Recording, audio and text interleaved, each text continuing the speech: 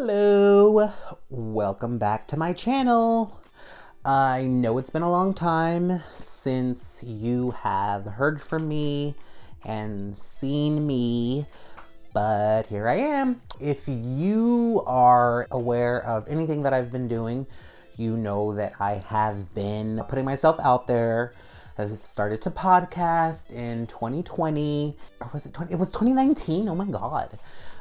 No, but that kind of evolved into doing videos, and I stopped podcasting. And so it's just been like, this here is like just the natural evolution of my podcasting or broadcasting, and I have a lot to talk about. So even just there in what I said, I reference one of my all-time favorite TV shows, and I wince because I love it so much, and I just want to outright call it my favorite TV show. But I love so many TV shows. How can you just have one? Survivor 42 is airing right now, and if you follow the game, or more specifically, if you listen to Rob Has a Podcast, you know about the evolution of the game. That show's been around for over 20 years. It's almost become like a comedic sticking point amongst hardcore fans, where it's like the evolution of the game. But anyway, I'm obviously a big Marvel fan. So yeah, this is my new setup. First time that I am talking, putting myself out there, putting out this video, and it really, I love it. I do love it, but like I said, it's hard for me to pick like a favorite TV show. So it doesn't really like highlight everything that I love. Like, I want to have like some Survivor action here somewhere. But yeah, so I have a poster of Captain Marvel that I got when I saw it in IMAX when it came out, even though I had horrible seats. I don't care. And it was the real IMAX, not the fake IMAX. Here are my Funkos.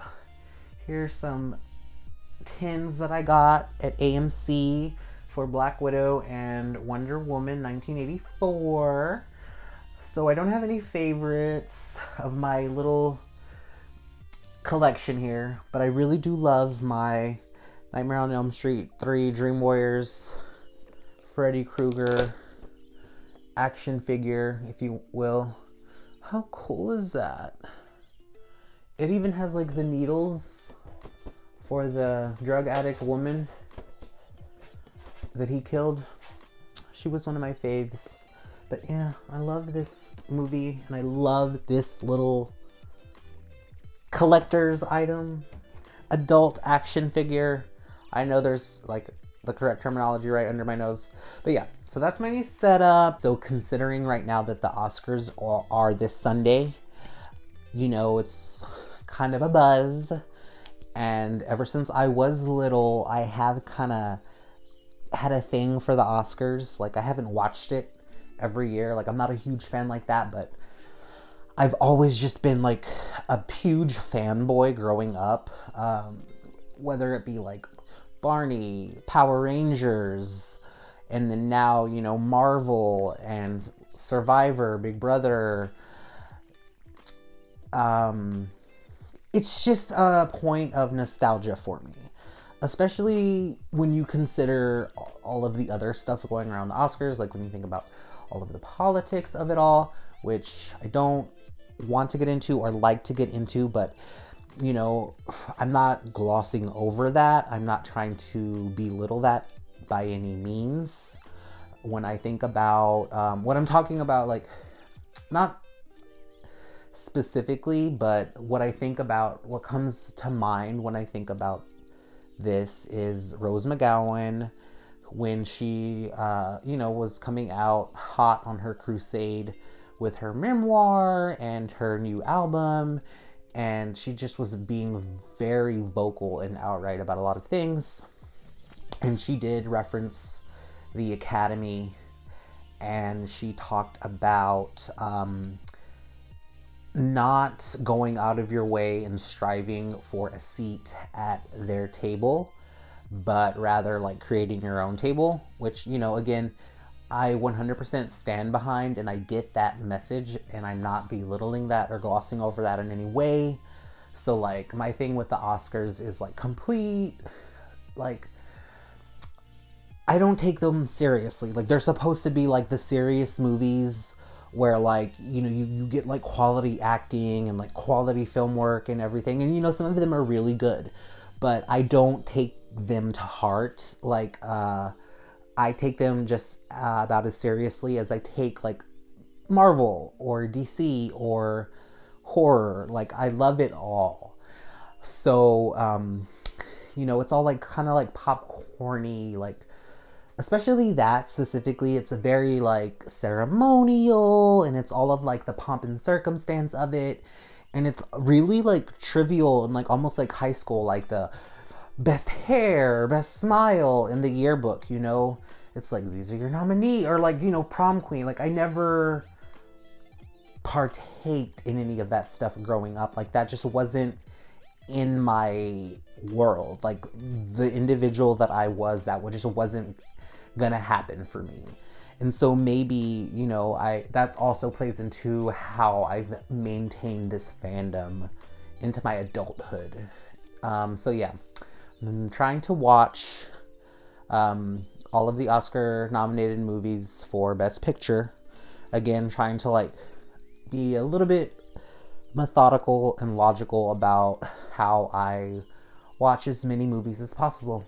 The good, the bad, and the ugly. I want to, if something like, piques my interest, I want to give it a try. If it's completely horrendous, well then yeah, I'm going to turn it off. But I mean, how many times? I don't know. Anyway, so as of now, I've watched 3. So there's a total of 10. 8 of them are streaming right now. The 3 I've watched are Nightmare Alley on HBO Max, West Side Story on HBO Max, and what is that one on Netflix? The Power of the Dog with Benedict Cumberbatch and Kirsten Dunst. Out of those 3,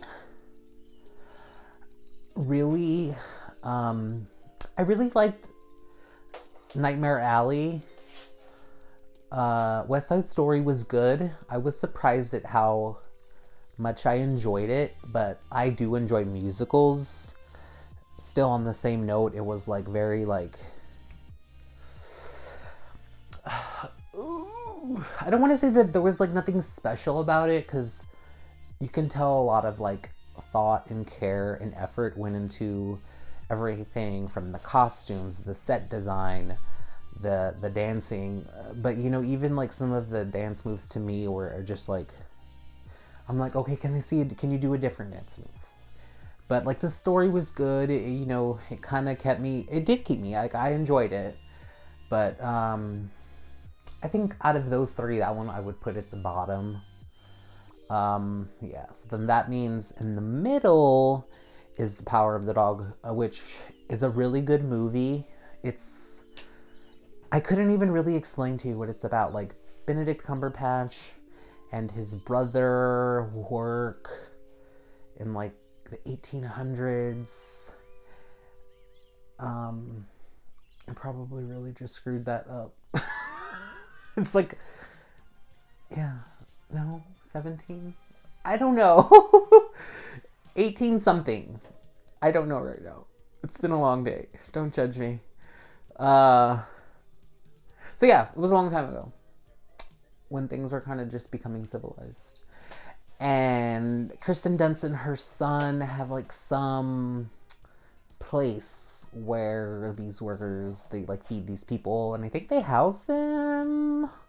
Anyway, it's kind of just like an older-y, like period piece, but I love Benedict Cumberbatch, and not just because he's Doctor Strange. Maybe, yeah, I wouldn't know him if he wasn't ever Doctor Strange. I don't know. Who knows? Who can say? But there's good acting, and I'm glad that I'm not crazy, because when I was watching the movie, I'm like, does he have a thing for her son? And then apparently that's like an undertone of the movie. So go figure. Apparently, like, also people are upset because it's like a big contender to win. I don't know. But I do recommend watching all three of them. Like one of my coworkers couldn't get through West Side Story, but she's not a musical person. It's a musical. You can't win them all. So yeah, that is where I'm at right now with my movies.